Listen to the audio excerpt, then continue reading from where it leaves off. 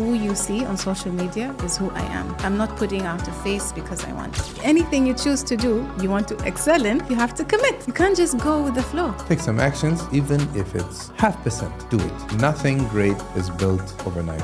People don't like to be confronted because in confrontation, it might come up that you're wrong. And you're telling me I'm wrong? What is the high performance mindset? The high performance mindset is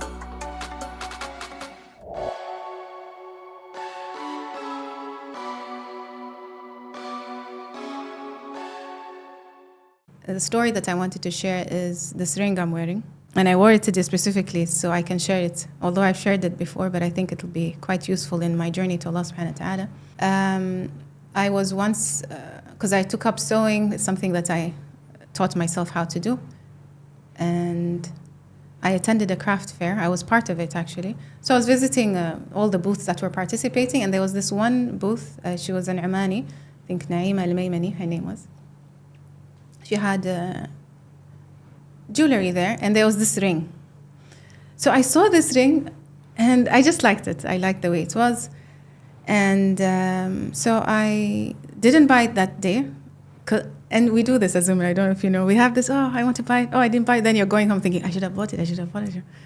So I had this going on. The next day, I went to her, I said, oh, it's there. Yes, please, I'll have it. Okay. So I bought this ring, Hisham, and I had no idea what it said. So out of all these rings, this one spoke out to me. So I looked at it and I was thinking, what does this say? I'm just buying it. It's saying something, and I can clearly see the name Allah here. So I take a picture of it, and I send it to my friends in the group, and I'm like, can anyone read what's in this ring? And one friend responds, yes, Mayya. It says, إِذَا أَغْلَقَ اللَّهَ بَابًا فَتَحَ أَلْفًا. Wow. When Allah closes one door, He opens 1,000 others. And it instantly took me back to the moment where that door closed, when my ex left. And I took that as a moment of strength, that don't worry, Allah is with you.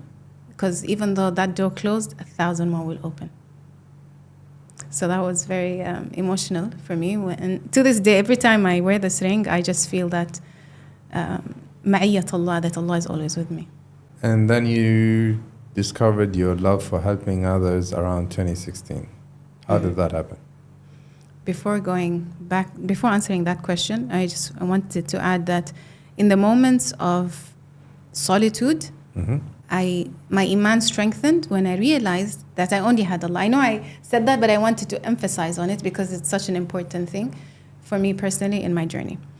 Okay, going back to your question. Wait, let's stay there. Okay. So let's say when you decided to turn to Allah more, what are the things you started incorporating into your lifestyle? I started to show up without makeup, okay? It was during that phase. Okay. Yeah. I started to talk about I was on YouTube already then, so I had a series called The World Through My Eyes, where I talked about these different things. I actually put up a video of me announcing my divorce. Then my brother said, "May, take it down." And I did out of respect to him, without going into the details, just the fact that I was there because I wanted to advocate for women who were divorced. Like, ladies, this is not the end of your life. Because society puts you again into this box that if you get a divorce, then it's a stigma. Something is wrong with her. She couldn't keep a man. Or all these things that, unfortunately, if a woman is not confident or she doesn't have that support from her family, from her friends, from Allah subhanahu wa ta'ala, Allahu Akbar, then she just crumbles. She just goes into this deep hole. She doesn't enjoy life anymore because there's already that sticker, you're divorced. Who will want you? Damaged goods. How can you label somebody like that? Then I remembered the Prophet sallallahu alaihi wasallam, his first wife, Khadija, radallahu anha. She's divorced. He married her as his first wife, and he was the Prophet sallallahu alaihi wasallam. Again, another beautiful example of Allah saying, you are divorced, but you are not inadequate. He gave the divorced woman prestige by marrying the Prophet sallallahu alaihi wasallam. And that was his first marriage? Not the second. No. She was not the second wife, third. No, she was the first one to him or for him. And she was older than him too. Another stigma. If you're old, then فاتش الأوان, the train has already passed.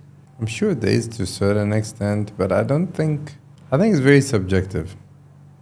The stigma. And I think maybe a younger guy would be more picky in terms of, oh, I know I want a woman who has never been married. But I think somebody who's a bit, or at least past their mid-30s, then realistically, most of the women in your age range would be probably already got married once, at least, you know. But you can't be 40 like me and and being like, no, has to be a girl who never got married. What were they doing? Locking themselves up in a room waiting for Hadrat al-Shab, yeah? I think it's also a lot happening. The stigma is happening a lot from maybe between women more than even men. You are right. It is between women. Yeah. We bring each other down. I don't know why. And what good does it do? Now, I want to understand, when a woman goes and says this about a certain woman, is she, how does she know? Is there statistics? Where is she getting this information from? Again, back to that point, it all depends on what a man is looking for. And if a man is looking for young, then he goes for young. If a man is looking for someone who's mature, who's already been through this, whatever it is. It all depends. As you said, it's subjective. It depends on what the outcome or the goal of that relationship is. But to put a label and say that you're not going to get married again because you're 40, because you're divorced, and you have kids. Or it makes you any less. Again, who are you to judge me? You did not create me. You did not, you're not there for me. Allah is there. I trust in Allah. This is where yaqeen also comes. When you make dua to Allah subhanahu wa ta'ala, you don't make dua and then question, is this going to happen? It's not going to happen. You left it to Allah subhanahu wa ta'ala. Or I asked and I still didn't get anything. Why? I'm waiting. It's not going to happen. ما يصير هذا. Astaghfirullah. You can't do that. Again, I'm not saying they're doing it intentionally. It's lack of knowledge. Lack of knowing who is Allah. Lack of knowing the life of the Prophet sallallahu alaihi wasallam. So when you lack that knowledge, of course you'll have these doubts because you don't know who you're dealing with. You want a relationship with Allah, like with anyone, as you mentioned at the beginning, you have to know who you're getting, who is this person? Okay, I'm not referring to Allah as a person, but the fact that you need to make that effort to get to know that person, or that Allah subhanahu wa ta'ala, His attributes, His qualities, He has 99 names. Do we know all of them? Do we know what they mean? Do we know how we can use them in our life? Once you do that, you won't doubt Allah subhanahu wa ta'ala. Because He's powerful. He's all-giving, Al-Razzaq, He's Al-Wadud, the loving, So during that phase, when you decided to turn to Allah, what are the things you started incorporating to your life? Did you change anything in your lifestyle? You said you already mentioned that, you started stepping out the house without makeup. Speaking more about Him and being comfortable in doing so. Mm-hmm. When you love something or someone, you're always talking about them, you're always thinking about them. Yeah. So if I say I love Allah, then I should be talking about Him more. So I started talking about Him on social media. I started going against the norm. And then, oh, you're religious. I'm just Muslim. I love Allah and I love the Prophet. I swear, man, we really make it so hard on ourselves or on each other to make any step towards Allah. And don't forget, we have the enemy, the shaitan. He's always there to put you off. And it can be in subtle things. You don't even realize that you've suddenly gone astray. Of course, it happens gradually. But if you keep, هذا شيء صغير. Honestly, this هذا شيء صغير, that's a very tiny thing. Of course, the Prophet ﷺ had already mentioned it, and that the heart, darkens عود, like string by string, until the whole heart gets covered and the light doesn't go through it. But let's say when I started doing endurance training, I learned about the concept of, every 1% counts, and not to look down upon That 1%. 1% either progress or 1% going backward. Setback, yeah. So it's the same way what you're saying, like shaitan will always try and make it it's okay, it's just something small, which I would say also vice versa. You have any small opportunity to do something good, Do it. just do it. You can give, like 5 reals tip to the guy at the gas station. Can smile. You can't smile. That's the least.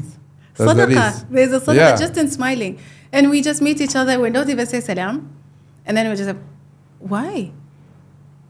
I mean, the whole essence and the beauty of Islam is that it's pure, it's kind. But because I don't know why we're not following, do we not realize it really doesn't take a lot to please Allah subhanahu wa ta'ala? I think it's because we focus on more visible things, rather than focusing on either the deeds of the heart or the sins of the heart. And we talk about it more in our lectures, and Friday prayers. Like one thing I would love if, even as a culture, for us to focus on more is إِنَّ اللَّهَ يُحِبُّ إِذَا عَمَلَ أَحَدُكُمْ عَمَلًا أَنْ يُتْقِنَهُ. As a culture, I don't see that we emphasize on that. I don't see it in the Friday prayers that we keep talking about excellence, doing something well. We all just talk about the same thing. Zakah, Hubb al-Watan, which is, of course, wajib. But these are all more material stuff, right? We have to also focus on this. This is a mindset, Shout out to why we doing this, It's a comfortable silence after that. No, I'm just playing. No, but going back to what you were saying, I really want to know what other stuff you started doing. Okay. I know right now we're reflecting. I'm getting you to reflect. So you started showing up without makeup. I started talking about which is more. a huge decision. I feel you want me to answer it. You're looking for a certain answer? No. Did you start, let's say, reading more Quran? You started, maybe you decided maybe I'll start watching more lectures. I started Quran journaling. That's what Okay. you're getting into. So I wanted to understand the Quran. I knew it was not sent down just for us to read it from cover to cover or recite it in our prayers. It was sent down so we can reflect. And I didn't know about this until I started reflecting. And the way this came about was very funny. I went on Pinterest. I don't know if you know it.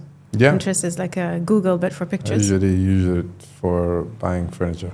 When I want to buy furniture, I look at different examples, etc. So it's a visual image search.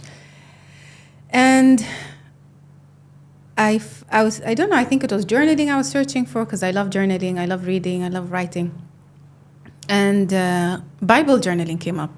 I was like, oh, interesting. I wonder if there's Quran journaling. So I Googled Quran journaling and I came across a sister who was in Singapore and she had this beautiful, her Quran was English Arabic, she had tags, highlighters, she's speaking my language. So I started doing that and watching videos, reflecting on and really understanding the Quran. And I'm still doing it to this day. This started in, I think, COVID, 2021. And so once I started doing it naturally, I shared it on social media and people wanted to know more. What are you doing? How are you doing it? Because it's a thing I used to do every day. Unfortunately, I don't, so I have to go back to it. But I started then teaching people how to do it the way I do it. And I host workshops online and face-to-face on how to do Quran journaling. So that's one thing. I started learning how to read the Quran properly because it's the message to Allah, from Allah subhanahu wa ta'ala, sent down to all humanity. We read books. I read books written by humans and I understand it. We read the Quran. Do we understand? Do we make the effort again, self-reflection. Do I make the effort to read it the way it's supposed to be read? So I started learning about tajweed, and I still am learning. Islam is, I think, even if we live to be 100 and whatever, we will never know everything about it. But we need to continue learning, as everything we do in life. We will never know anything to the full extent. There'll always be knowledge that we have yet to learn. But the thing is, don't stop learning. And the first ayah that was revealed to the Prophet ﷺ is, Iqra, read. In terms of parenting, this year your daughter finished high school? Yeah. MashaAllah. She turned 19. Wow. How does that feel? I still can't believe it. I look at her. Are you my daughter? And she's driving as well too, so it feels weird to be chauffeured by my daughter, who's always sitting at the back or sitting next to me. Now I'm the passenger. It's a privilege. It is, but it also reflects on how fast life goes.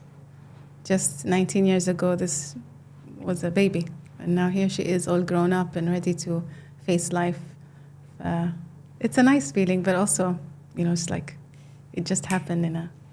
Yeah, I guess if we don't have that part of life, we'll never appreciate things. That bittersweet is just there with the people we lose, with the people who exist, for us to appreciate who are still here. And it is something that I always tell my girls. We don't leave, or anyone for that matter, that when we do have a misunderstanding, let's resolve it ala tul. Don't tell me the next day, or I don't know what, or if she's traveling. I said, no. We deal with it now, because life is not guaranteed. And imagine, especially people who are close to you, if there's an argument or a misunderstanding, كل واحد يروح يفصل, everyone goes to a side, and then one of you doesn't wake up, or you don't see each other, خلاص, it's done. They're no longer with us. You're carrying that for the rest of your life. Is it really worth it? No. So it's a driving force for me as well in my relationships with my friends, with my husband, with my children, to always resolve arguments there and then. So the ego goes out the door. Because I am willing to say sorry and just things be, so I don't get, or they don't get that feeling of mama dies and we left it like that, as much as I can. How do you balance that? Because I believe in Islam we have the 3-day window. And we all have different ways of processing things. Some people... Did you speak to my husband? Some people, they can be ready to resolve everything right away. Yeah. Some people need to think things through, regulate their emotions, and then they're ready. Otherwise, if you do it, right away, then they're not ready. Yes. And then you're going to judge them for the way they reacted when they weren't ready. And then we try to either punish them or, tell them how they should have reacted. But it's in a way also we're telling them how they should be. Yes. And we're not appreciating that we're different. And we're saying that, no, my way of processing, because it's faster, it's better. I had to learn the hard way, Hisham. Because of this, it was very hard for me to get that lesson. So it goes back to knowing that I'm human, that I'll make mistakes. Not everybody functions the same way. And learning to adjust. So this is, yes, how I process things, because to me, there's a risk of not seeing you again, not being with you again. So I just rather do it. But as you mentioned, people process things differently, see things differently, and people need time. Some people don't need time. After having that conversations, we're done. Some carry it for years. Yeah. But the core message for me in my learning is, this is how, when you know yourself, you have to understand that not everybody's like you. Another lesson. But I think you learn it with age and life. Yes. So yes, that could be my way, but I had to adapt to who I am speaking to and their ways, and respect them and their journey of dealing with whatever the situation we are dealing with. And I think it helps that if both sides are of the relationship, whether it's brothers, sisters, married couple, whatever it might be, or friends. They both have at least same background or foundation, at least to refer to. So if we are both, let's say for instance, we're both Muslims, we know about the 3-day window, right? We say, hey, let's make sure we resolve this within the 3 days. And until then, none of us will jump on the other ones while they're trying to process. And that's where the faith comes. That do you really believe in this 3 days thing, or you feel like, no, I only believe that we can die any moment, but I don't believe in this. Yeah, I guess this is tough conversations you have to have with the people you love, or the people. and I say this, and tough conversations, I feel like what people don't have these days. People don't like to be confronted, because in confrontation, it might come up that you're wrong, and you're telling me I'm wrong. So it takes a lot of growth, a lot of self-awareness to realize that, yes, you do make mistakes. You have to say sorry. And humanity. And humanity. We're all the same. We're different, but we all have the same tools, emotions, and it just depends on what you choose to think and choose to change at that moment. And it doesn't make you weak if you do all. No, at all. To be honest, we like me and my older brother, we always argue. It's normal, brothers. But we love, of course, each other to death. And in my side, of course, I've been saying, yeah, I'm going to go and do this gesture to show, that I'm sorry. And and my mom was there and she saw it and she said, no, Hisham, you're the one who was wrong in this incident. I was like, yeah, no. She's like, nope. You're the one who started it. You shouldn't have. So, of course, me with my big ego, it stayed there. But then I was like, I think to a certain extent I'm fair. So I like how you're not sure I'm fair. Yeah, I tried because I know it's something that I aspire to be. So at least it's something I try to be. Let's put it that way. And I was like, look, mom loves you, mom loves him, and she said that you're the one who was mistaken. Full stop. This is how I speak to myself. Done. Next. So I was like, okay, now I'm trying to think, how can I go and, make this better? Make this up. Right? And I was eating. The next time I saw him, I was eating.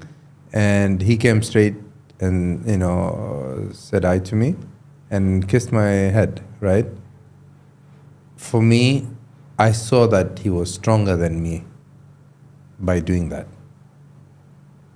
Not that he's weaker than me at all. So going back to what you were saying, that shows strength. Of course, somebody who's egotistical would see that as weakness, maybe, right? So they need to watch your shows.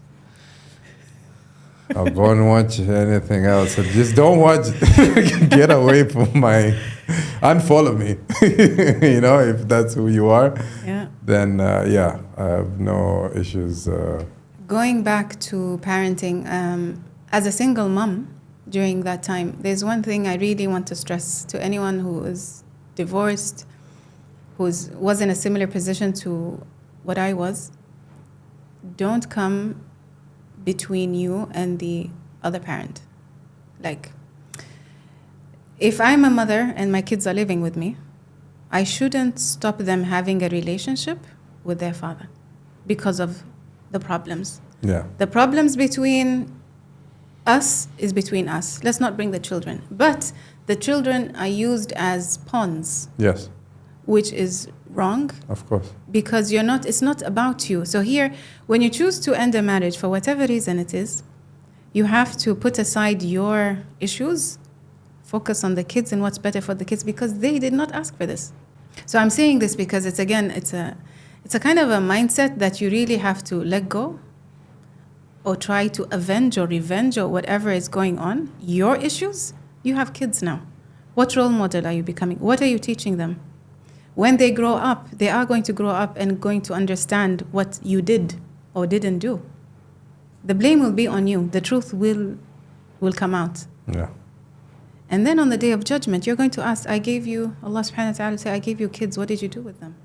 So this goes on to the education, what kind of humans they turned out to be. Of course, you're not responsible for that, but for what you put into their minds. So that relationship as well with their father is not one that you can interfere with, because this is one that was given to them by Allah subhanahu wa ta'ala.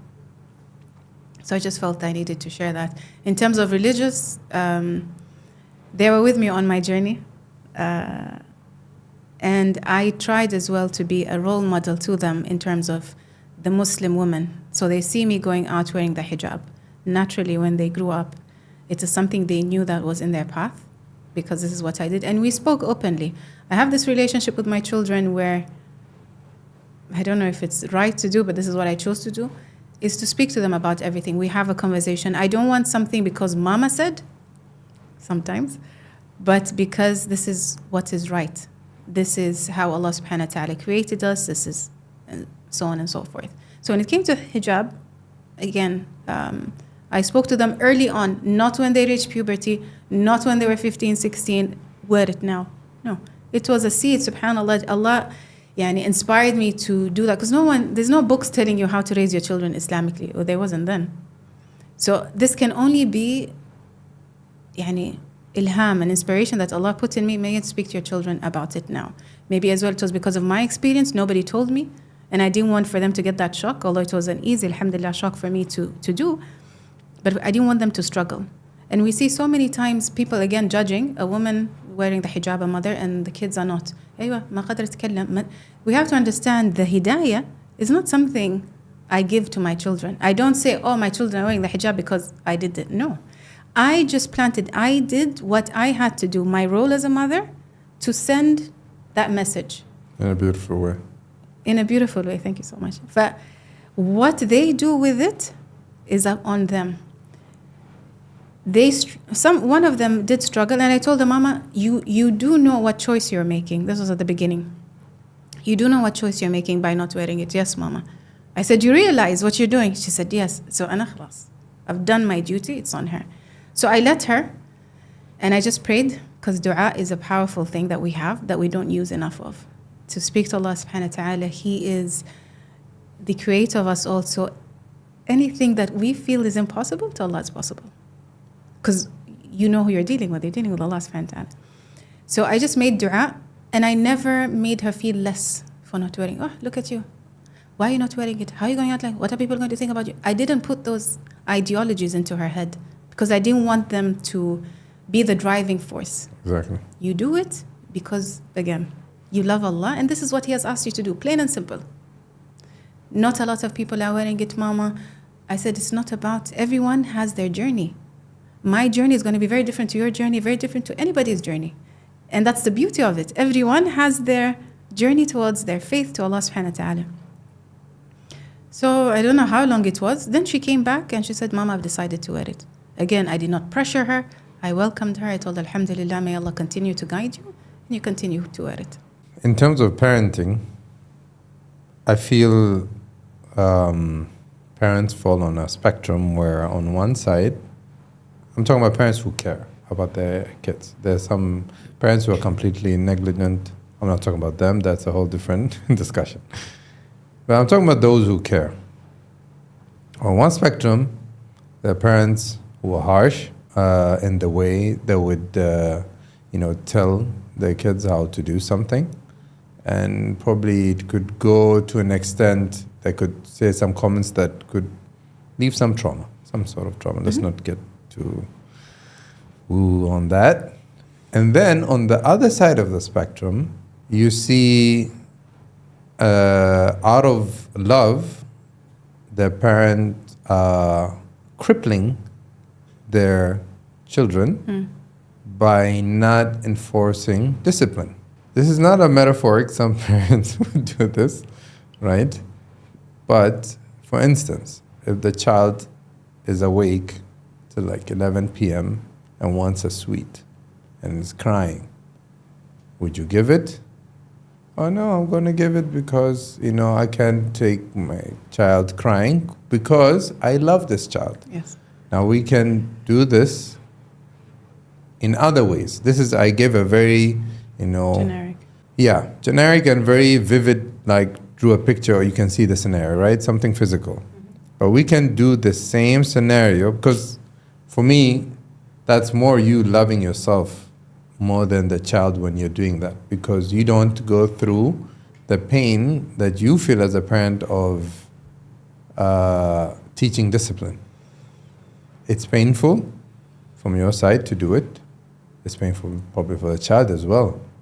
But the reward for that long term is way more valuable than whatever short-term love that you're trying to show in comparison to the damage that you're doing to that child. Here, we're just seeing it, I'm just going to ruin my kids' teeth, right? And making them sleep late, have irregular sleeping hours, But we share this, that we're not being disciplined, let's say, with the time that they sleep. Now I can't talk too much because I'm not a parent. So that's why I want to pass it on to you, right? But I see, I see parents falling on this side of the spectrum and that side of the spectrum. How, like when I see, let's say, videos on Instagram and I see little kids doing very complex stuff that other kids would only start doing, let's say, when they're teenage. Or I'd be like, you know what? When I have a child, I want my kid to be like that. They're like 5 or 6 they're able to do this and do that. That would take a lot of discipline, I would say, in terms of how you empower your child. So after I've said all this, I'm leaving the floor to you as a parent who's actually been through it. First of all, being a parent is one of the hardest things. And I always used to say, my children are teaching me before I teach my children.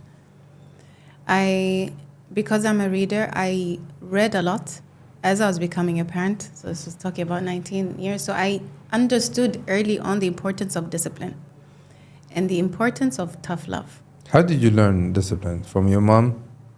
From my mom, and probably, again, going back to when Mayya was a boarding school, my life. I knew there had to be some sort of system. We can't just wake up when we want to wake up. And I was criticized for that. I think average people criticize that. And I'm ready to challenge that. Why? Because there is nothing great that you can achieve without having discipline. Otherwise, you'll never wake up to pray. If you're just you're never gonna wake up. If you never get to work on time. You're never gonna train when you don't feel like it.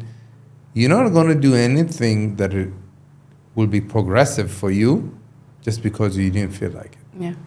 So we can't go based upon our feelings. But what parents tend to do is what's easiest.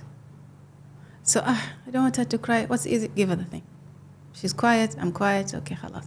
Again, they don't understand. If they knew that I'm teaching my child that, one, they can get whatever they want, whatever time they want, because that's what you're teaching them. They cried at 11 p.m. They want a sweet, give them the sweet. And what's the worst thing? They're going to cry. And then what? It's just crying. Yeah? And there are ways to manage it. Distract them, take something away, give something else. Yeah, there's so many things. But I think that becomes a reflection of how you are as a person. If you're an impulsive person and you always don't like the feeling of not feeling comfortable and you run away from it. You just give in. You give in, then that you'll deal with your kids the same way. That's why I say my kids taught me before I taught them. So they taught me who I am, what were my triggers, because maybe I didn't know. But if, again, you're self-aware and you are there to learn and change. This has always been my kind of motto, that I know whatever situation I am in, if whatever is happening, something needs to change. If I can't change the situation, then I need to change me, or the way I think. So what else I wanted to share about parenting is that as well, I realized that Allah gave me this responsibility of having kids. Then that's a huge responsibility. I have humans that whatever I expose them to becomes who they are. That's deep. Mm-hmm. So there are things that I wish I did differently now because I was a young parent and 20. There's no perfect parent. But as well, I shouldn't beat myself about it. You see, now I understand that aspect. So I'm a parent again now. I'm always a parent, but I'm a younger parent, or I have a younger daughter who is 2.5. So I'm parenting her different to how I used to parent because I'm a different Mayya. And I think that happens with all parents. How they are with the first child, second child, because they're learning as they go. I guess, but also it can be a bad thing because at the older you are, there's some things you can't tolerate anymore that you used to be able to tolerate. So then you might have been that parent at 20 that disciplines or whatever, the sweet thing, but at 40 you're thinking, too tired now. You could have I think it depends on the reverse if effect. you were getting stronger mentally, if you are growing mentally, or you are not. Like, talking about tolerance, let's say, maybe when you were younger, you didn't have as much patience. Maybe now you have more patience because of you've been exposed to more, so there's more wisdom that comes with it. I'm saying this is if you've been growing as a person. Because, subhanAllah, some people grow with age. Some people go down with age, depending on how they dealt with their challenges. As a parent, you always have to think of what am I teaching this child for the future? What kind of adult this future is going to be in society? I'm not saying in terms of doctor. No, I'm talking about these skills that we learn from our parents. I think, to be fair, I think every parent is doing the best they can with the knowledge that they have at that time. I find it very hard to believe somebody knows something and doesn't do it purposely because then X, Y, Z. So many parents make mistakes and it's okay because they didn't know. They didn't have the knowledge, they didn't have the information. But once you know, you have to be a creator of change. You have to teach, you have to sit. Parenting is hard because you're giving one of the most valuable things you have, Hisham, your time. You could be working, you could be working out, you could be going out with your friends, but you're choosing that time to spend with your child. So to that child, this is all that they want. They don't want your expensive gifts. They don't want you to buy them a phone. You were talking about these two spectrums. I think you need both. You need a bit of this and you need a bit of that. So you need to be tough. You need to be disciplined. Like an example, my daughter didn't get a phone until she graduated from school. My 17-year-old doesn't have a phone. They have iPads and stuff, but they don't have a physical phone. And I explained to them time and time again, why not? So it's not a conversation I had. You're not having a phone and that's it. As they grow, evolve, they see everybody else, and they were, of course, the odd ones out. ما عندش تليفون؟ لا ما عندي. ليش؟ أمي ما تريد. Okay? So I said, Mama, it's okay. They don't understand, they're making you feel bad. Don't feel bad. I am in control. Say it is, Mama, and it is. I don't want you to have. Why don't I want you to have? Let's have that conversation. You don't want me to have because it's a distraction. Do you see me with my phone? I said, I am on my phone. I don't want you. You need to focus on your education. This is your prime time. After this, you want to use your phone? Use your phone. When my daughter got her phone, and I told her, so what are you going to do with your kids? She says, I'm not going to give them a phone. But because it's what you want and when you want and the influence of your friends, you feel you're missing out. You feel there's something wrong with you. But you have to understand, and I told her this, Mama, I'm only doing this because I want what's best for you. I said, I know you don't see it now. I know you don't understand, but I pray that one day you will understand. One day you will have your own kids because the way you parent is the way they'll parent.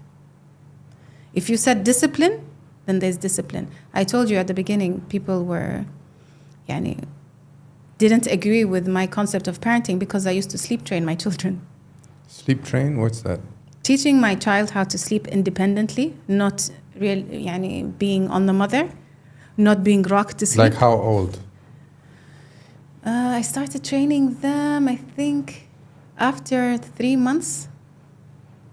and to sleep independently, because the way we are taught here, no, you always have to breastfeed to sleep, you have to rock to sleep, you have to walk to sleep. We sleep the way we sleep, and nobody's rocking us to sleep. We go to bed, we're tired, we sleep. It's a skill that you have to Where train. did you get that idea from? Book, The Baby Whisperer, if anyone is interested, by Tracy Hogg. So I read that book, and why did I learn this? Because when I had Hadil, when she was 19, I was alone in Australia. So it was just their father, me, and Hadil. So it's just, I have to survive, because I was also studying. So there was, when you, that quote that I said earlier, when you are in a situation, you choose a certain choice in life, now you have to deal with it. You can't run away. Oh, it's easy for me not to teach her. It was a discipline, again, that I had to teach her, which served her and myself in the end. She learned how to sleep without depending on me. And she started sleeping by herself normally. Yeah. But then there were times where, we have a dinner, family commitment. Mayya's not going. Why? She's sleep training. I said, why is she doing that? Let her bring the child. I said, no, I'm sorry, I'm not coming. So I was committed to it. Like anything you choose to do, you want to excel in, you have to commit. You can't just go with the flow. You have to set the rules. You decided you want to do this, then commit, because then you're confusing the child. Today we're doing this, tomorrow we're doing this. Children thrive on structure. They're disciplining. You are teaching them that this is how it is. I think humans thrive on structure. Yes, but also children who are babies, they think, this child, what does it know? No, it's a human at the end of the day. It might not have the skill to communicate, but when you give them that structure, they thrive, because that's what they want. That's what we want. We do not live in a world of chaos. We are regulated by our prayers. Fajr, Dhuhr, Asr, Maghrib, Isha. Whatever you're doing, you stop, because this is what you have to do. There's a system in there. And you plan accordingly. It's really simple. But again, it takes a mindset that realizes that growth is essential. Failures do not make you a failure. Failures are part of life. Welcome them, learn from them, change, become the better version of yourself. There's no such thing as, I did this, it means I'm not good enough. No, accept what you tell yourself. Accept what you tell yourself? What you mean? With the way you think, the way you talk to yourself. Mayya, again, going back to the example, you look ugly. Look at your eyebrows. But no, Mayya, this is how you're supposed to be. Allah created you beautiful. You're beautiful. Big difference. Instead of instilling every day when I look into the mirror, you look ugly, ma'arif Asia. It's the way you talk to yourself. That then you embrace that person who you know that is your essence, and then you show up that way. In terms of being sincere, okay, it's challenging being on social media, being a content creator that is pushing positive messages, religious messages, and trying to be sincere, because now, of course, shaitan is going to come and tell you there's no point doing it, because there'll be riya now, because you are thinking about people's expectations, and I honestly, I can see that, mashallah, you try to be as much as you can, yani. Which I think all of us, I don't think anyone can say, I am sincere. Mm-hmm. I don't think anyone can say it. There was once a conversation, I remember me and my colleagues, I believe, and I think we were discussing this thing about being sincere, and then one of us was like, we asked him, so are you sincere? He's like, yes, I am, alhamdulillah. If somebody says I'm sincere, you just failed. Because I think it's not like black or white. I think you're just in the gray, and you can just keep trying and trying and trying your best to be sincere, and you will never know, truly know. Only Allah is the one who can see through me and know my intentions. Yeah. And can consider you to be sincere enough. To be sincere. And, put you in the mukhlisin. Allahumma ja'alna minhum. Allahumma ameen. So, going back, what are your mental thoughts whenever you're putting your content out there? First and foremost is I'm thinking we're all heading through a door, which is the door of death, which sounds really like, man, you're so... It's the reality. We're all going to go through it, whether you accept it or not. So what am I doing to prepare for it? So my content has changed over the years, but I think I have reached to a point where I am happy with the content that's coming out because I want to leave a positive impact in this world. And inshallah, may Allah accept it to also be to where I'm going. So what is this thumbprint or this fingerprint that I'm leaving? Because I believe that, I don't know, yani, but my content will probably stay longer than me. I don't know when I'm going. So I always have to know that whatever I put out, people might watch even after I'm no longer here. So what message are they taking? Am I reminding them of where we're going, to be better humans, just to follow the deen? Or am I just focusing on dunya? So that's, I guess, my driving force. When we talk about sincerity, for me, it's to be more authentic. Because I believe if I am being true to myself, yani, in order to be truthful to myself, I need to be truthful with others. So what I try to embrace that who you see on social media is who I am. I'm not putting out a face because I want, or certain content because I want a number of followers. At the beginning, it did matter to me, to the point that I went and I subscribed to be verified. Then I realized with what's happening in Palestine and the way we were being shadow banned and that I was contributing to that, I removed myself instantly. That was very humbling for me to actually announce and say, I am doing this because of this, and I don't want to be part. I want to be. I have it on my vision board, Mayya verified. But then I realized that Deen dunya. What am I doing this for? Why am I doing this for? So I removed myself from that, and I don't feel bad. And I think, everyone's getting verified. I'm not getting verified. Doesn't matter to me. It used to. Doesn't matter to me anymore. Number of followers, it's never been the driving force.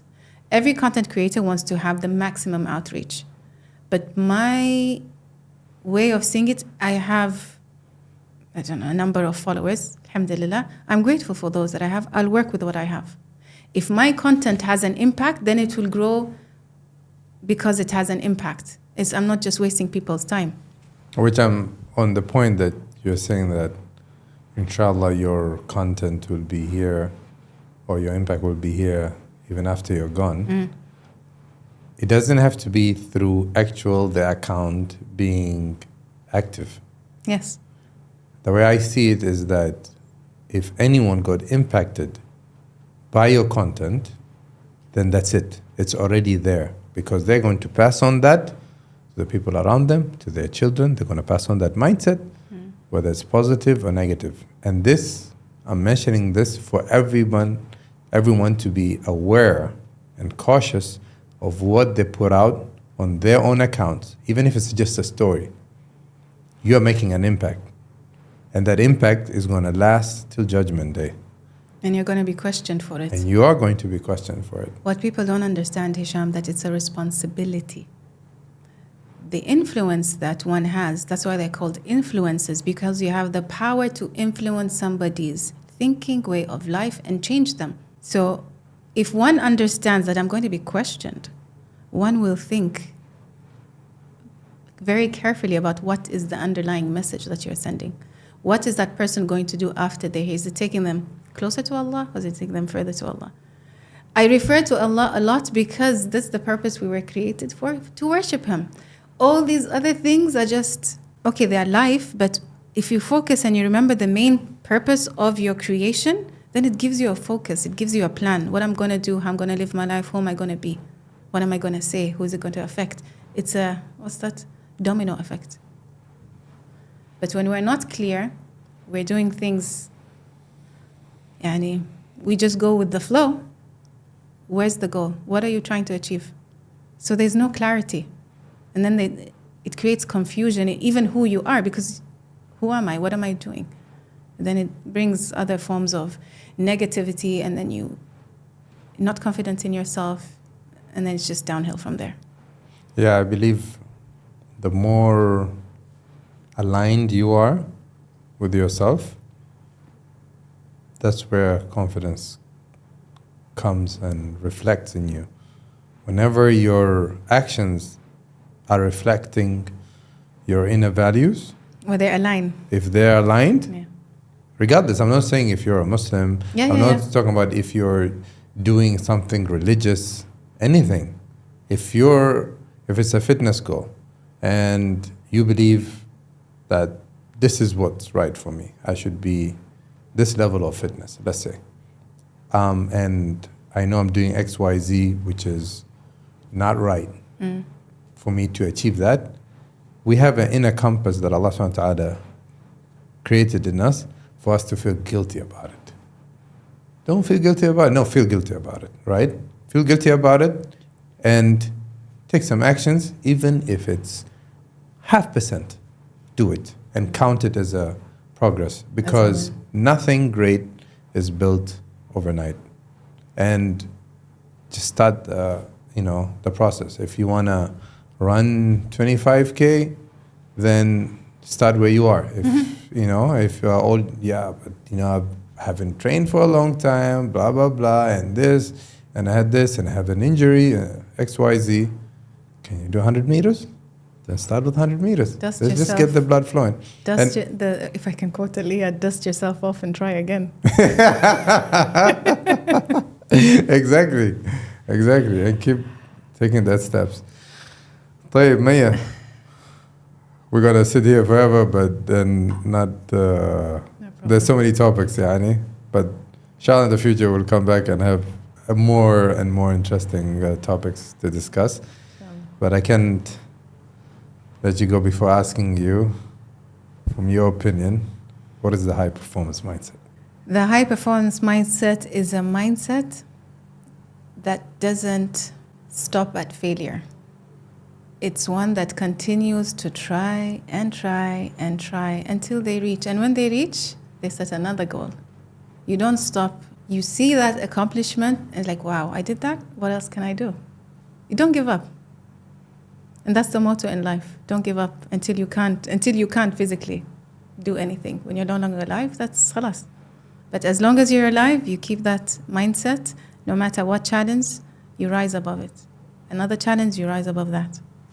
And that's my view of a high performance mindset. Shukran.